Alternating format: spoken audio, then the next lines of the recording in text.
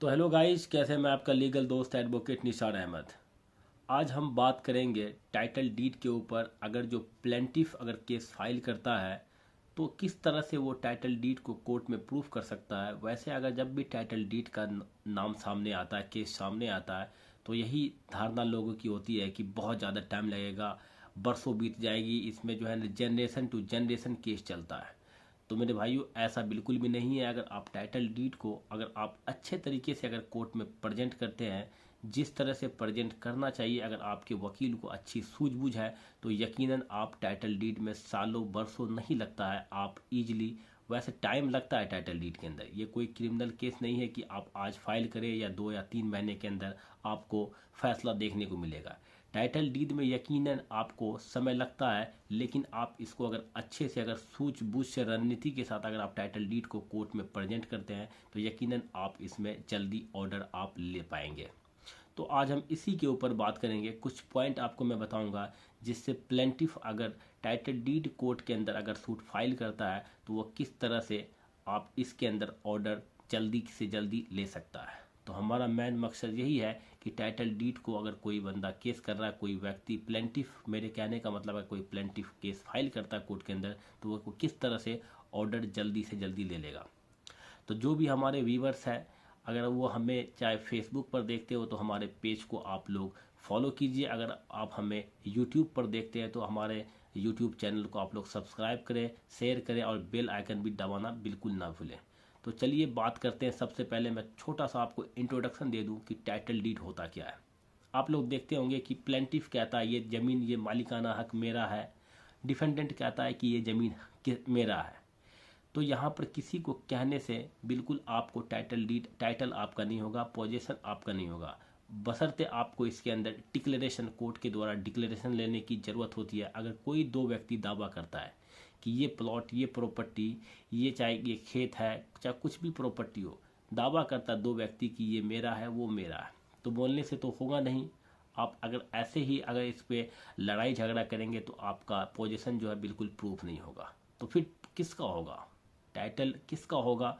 तो वो court decide करेगा। अब कोर्ट इसमें as per based on evidence document के ऊपर कोर्ट जो है फैसला सुनाती है। तो चलिए मैं स्टार्ट करते हैं। आपको समझ में आ गया होगा कि टाइटल छूट होता क्या है। बेसिकली फिर से मैं आपको रिकॉल करवा दूँ।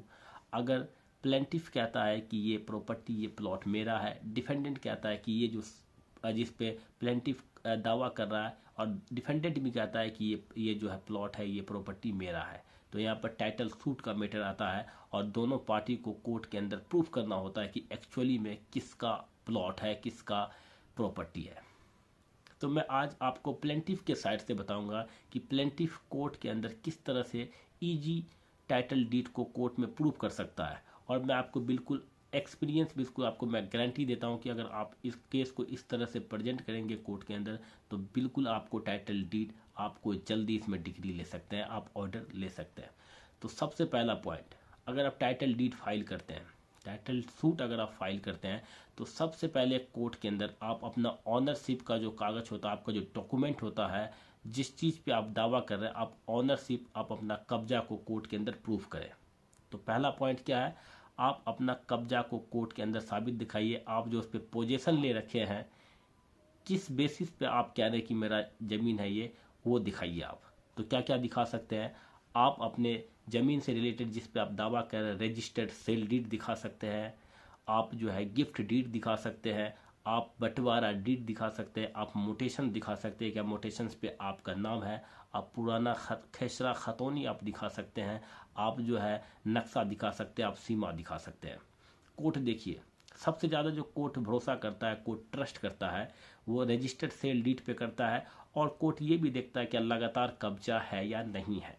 तो इस चीज़ पे कोर्ट बहुत ज़्यादा रिलाय करता है। रिलाय कहने का मतलब है कोर्ट ज़्यादा ट्रस्ट करता है कि जो पोजीशन है, जो कब्जा है, लगातार है या नहीं है, क्या उसके पास रजिस्टर्ड सेल डीड है या नहीं है। ऐसे ही बोल देने से आप कोर्ट में, आप ऐसे ही अगर ओरली बोलोगे कि ये ज़मीन मेरा है, डिफेंडेंट कहेगा कि ये ज़मीन मेरा है, तो इस तरह से बिल्कुल नहीं चलेगा, आपको प्रमाण देने की आवश्यकता होती है। तो पहला पॉइंट आप समझ गए होंगे कि आप अपने पोजीशन का, आप अपने कब्जे का बिल्कुल प्रमाण दें। जिससे कोर्ट सेटिस्फाई हो सके। अब मैंने आपको बता दिया, अब प्रमाण में आप क्या दे सकते हैं, आप रजिस्टर्ड सेल डीड दीजिए। उसके बाद आप अगर कोई गिफ्ट डीड से आपको प्रॉपर्टी हासिल हुआ है तो वो आपको देने की ज़रूरत है। आप म्यूटेशंस का रिकॉर्ड दीजिए, जैसे खेसरा है, खाता है, खतौनी, जमाबंदी है, ये सब कोर्ट में आपको देने की ज़रूरत होती है।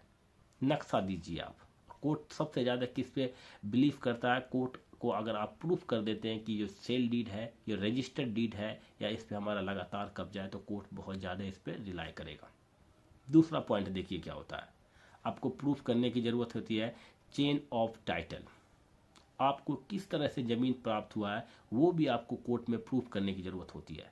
मैं आपको उदाहरण से समझाऊं कि कोई प्लॉट है, कोई प्रॉपर्टी है, अगर वो आपके दादाजी का था, वो दादाजी के पास, दादाजी की जब मृत्यु हुई तो वो ज़मीन आप वो जो प्लॉट है आपको पिताजी को आया, किस तरह से आया, कहीं बीच में कोई गड़बड़ी तो नहीं हुआ कि आपके दादाजी कहीं उसको अब बेच तो नहीं दिए, किसी को रजिस्टर्ड सेल डीड तो नहीं कर दिए, किसी को गिफ्ट डीड तो नहीं कर दिए।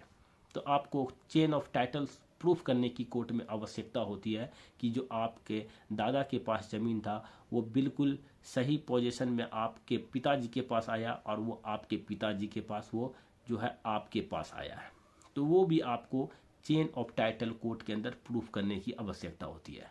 और ये प्रूफ करने के लिए आपको क्या क्या देना पड़ेगा, खाता खेसरा देना पड़ेगा, और आपका जो जमाबंदी है और आपका जो सर्वे रिकॉर्ड है, ये सब आपको देना पड़ेगा। तो ये बातें आप दो इम्पोर्टेंट सबसे पहले आप समझ गए होंगे कि सबसे पहले आप अपने ऑनर का जो आप दावा कर रहे हैं उसका प्रमाण आप दे दीजिए। दूसरा, चेन ऑफ टाइटल आपको देने की आवश्यकता होती है। तीसरा देखिए जो सबसे ज़्यादा इम्पोर्टेंट है, आप अपने नक्शा को और आप अपने सीमा को बिल्कुल मैच कर दें। सीमा कहने का मतलब है बिल्कुल बाउंड्री है, वो नाम नहीं समझना किसी का। सीमा जो नक्शा है और सीमा है उसको बिल्कुल मैच करवा दें। मैच कैसे करवाएंगे, जो भी आपका प्लॉट का सर्वे रिकॉर्ड है वो कोर्ट में आप दे। ज़रूरत पड़े तो आप जो है अमीन को भिजवाने का प्लॉट पे ऑर्डर करवा दे। होता क्या है, अगर अमीन कोई रिपोर्ट देता है कोर्ट के अंदर तो कोर्ट उस पर बहुत ज़्यादा भरोसा करता है, और कोर्ट को आसानी होती है वो प्रिज्यूम करने में, मानने में कि ये ज़मीन एक्चुअली में किसका होता है। तो अमीन ऑर्डर करवाए कि अमीन प्लॉट पे जाए और उसका रिपोर्ट बनवाए। ये सब आपको करने की ज़रूरत होती है। चौथा पॉइंट देखिए, चौथा पॉइंट है जो आप प्लेंटिफ है, तो आप सामने वाले जो विपक्षी है, डिफेंडेंट है, उसके जो अगर वो फिर आता है आप पे क्लेम करने के लिए, तो उसको कोर्ट के अंदर बिल्कुल खारिज करने की कोशिश करे। उनका जो दलील है उसको बिल्कुल झूठा करने की कोशिश करे, जिससे लगे कि कोर्ट को लगे कि ये बिल्कुल जो है प्लेंटिफ है, ये बिल्कुल सच्ची है, और जल्दी आपको फैसला आ जाए। तो आप क्या कह सकते हैं, आप कोर्ट के अंदर प्रूफ कीजिए कि जो डिफेंडेंट के पास जो है किसी भी प्रकार का कोई रजिस्टर्ड डीड नहीं है, कोई सेल डीड नहीं है, कोई बंटवारा डीड नहीं है। और आप ये भी कोर्ट में प्रूफ कीजिए जो डिफेंडेंट है उसका म्यूटेशंस के ऊपर उसका नाम नहीं है, उनके पास ना कोई नक्शा है ना कोई सर्वे रिकॉर्ड है। ये सब आप कोर्ट में प्रूफ कर देते हैं तो बिल्कुल विपक्षी जो है बिल्कुल कमज़ोर पड़ जाएगा, और कोर्ट ये गैस करेगा और आपके फेवर में जल्दी जजमेंट आने का चांसेस होता है। पांचवा देखिए, पांचवा क्या होता है, बिल्कुल सीधा और सरल गवाह को पेश करें। आप गवाह देखिए ऐसे मैटर में जो क्रिमिनल केस से बिल्कुल मुख्तलिफ डिफरेंट होता है। अब टाइटल वाले केस में गवाह जो आप अपने बिल्कुल पड़ोसी को बनाएं, क्योंकि पड़ोसी आपसे रूबरू होता है, जानता है कि क्या ज़मीन है, आपका नक्शा, आपका सीमा, आपका बाउंड्री के बारे में पता होता है। आप ऐसे गवाह को ले जा सकते हैं जो आपके पोजीशन पे, आपके कब्जे पे वो गवाही दे सके। तो पांचवा ये पॉइंट भी आपको प्रूफ करने की ज़रूरत होती है। ऐसे गवाह को आप चुनिए जो बिल्कुल सीधा हो, जो बिल्कुल सरल हो। अगर कोर्ट देखता है कि सीधा और सॉर्टेड है, सरल गवाह है, तो कोर्ट जल्दी रिलाई करके जल्दी से जजमेंट फैसला देता है। और छठा जो बहुत मोस्ट इम्पोर्टेंट है, जो हमारे एडवोकेट बहुत ज़्यादा मिसमैच करते हैं, बहुत ज़्यादा गलती करते हैं, कोर्ट में ऐसे मैटर में कभी भी अनावश्यक डेट, अनावश्यक तारीख ना लें। कहने का मतलब है जब भी आपके पास पर्याप्त डॉक्यूमेंट हो, पर्याप्त सबूत हो, आप कोर्ट के अंदर लगाएं।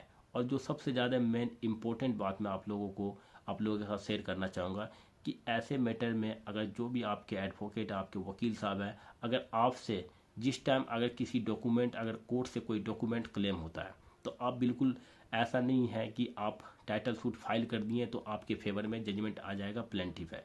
छोटी छोटी मिस्टेक आपका टाइटल सूट को बिल्कुल बर्बाद कर सकता है। तो आपके एडवोकेट को अकॉर्डिंग, आपके अब जो वकील साहब है उसके अकॉर्डिंग अगर जो भी डॉक्यूमेंट आपसे क्लेम करे तो आप उसको मुहैया करवाइए, आप उसको देने की कोशिश क्या कीजिए, ताकि वो कोर्ट में प्रेजेंट करे और बिल्कुल सॉर्टेड आप जो है इसके अंदर जो बहस करें आप बिल्कुल तर्क के साथ करें। तो ये कुछ बातें थी जो टाइटल सूट से रिलेटेड, अगर प्लेंटिफ इसको बिल्कुल फुलफिल करता है, कोर्ट के अंदर अप्लाई करता है, तो आपको मैं गारंटी कहता हूँ, एज एक्सपीरियंस के तौर पे मैं कहता हूँ कि आपको टाइटल सूट में ज़्यादा टाइम देखने को नहीं मिलेगा। इसमें वैसे टाइटल सूट में मैंने आपको शुरू में ही इंट्रोडक्शन में ही बताया कि टाइटल सूट सुनते ही आता है कि नहीं है इसमें 20 साल लगेगा, 25 साल लगेगा। तो ऐसा कुछ नहीं है, आप बिल्कुल अच्छे से जो आपके जानकार एडवोकेट है उससे आप सलाह लें, और जिसके पास नॉलेज हो उनसे आप बिल्कुल रब्ता करें, तो आपका टाइटल सूट यकीनन बहुत जल्दी आपको एक मुकाम पर देखने को मिलेगा। तो ये रही प्लेंटिफ के साइड से कि प्लेंटिफ कोर्ट में किस तरह से टाइटल सूट को प्रूव कर सकता है।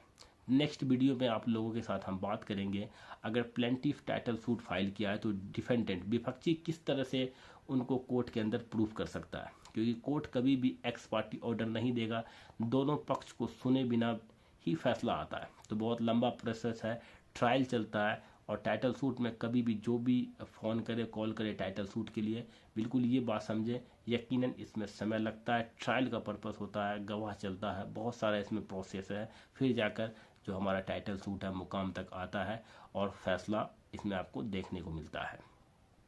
तो नेक्स्ट वीडियो में हम बात करेंगे डिफेंडेंट की ओर से कि डिफेंडेंट किस तरह से टाइटल सूट को प्लेंटिफ के अगेंस्ट खारिज करवा सकता है। तो उम्मीद करते हैं कि यह वीडियो आप लोगों के लिए बहुत ही ज़्यादा हेल्पफुल है, और अगर आपको हेल्पफुल लगी हो तो आप इसको ज़्यादा से ज़्यादा आप लोग शेयर कीजिए, एक दूसरे तक पहुंचाएं। और अगर कोई भी व्यक्ति जो हमारे वीडियो को देख रहे हैं, अगर उसको लगता है कि हमें टाइटल सूट से रिलेटेड कुछ बात करना है, केस के ऊपर डिस्कस करना है, तो मेरा हर वीडियो के ऊपर मेरा नंबर फ्लैश करता है, आप मुझे व्हाट्सएप कर सकते हैं, और आप अपने जो सुझाव है, आप अपने जो कमेंट क्वेश्चन है, आप मुझे कमेंट बॉक्स में भी आप पूछ सकते हैं। मैं कोशिश करता हूं कि आपका जो क्वेश्चन है, आपका जो सवाल है, मैं कमेंट बॉक्स में ही आपको रिप्लाई कर दूं। तो आप लोग, बहुत सारे लोग ऐसे होते हैं डायरेक्ट वीडियो कॉल करने लगते हैं, तो वीडियो कॉल नहीं करना है, व्हाट्सएप नंबर है, आप बिल्कुल व्हाट्सएप पे कीजिए, आपसे ज़रूर जो हमारे जो टीम के मेंबर है वो आपको ज़रूर कांटेक्ट करेंगे। तो चलिए फिर मिलेंगे फिर किसी नेक्स्ट वीडियो में, तब तक आप अपना ख्याल रखें। जय हिंद।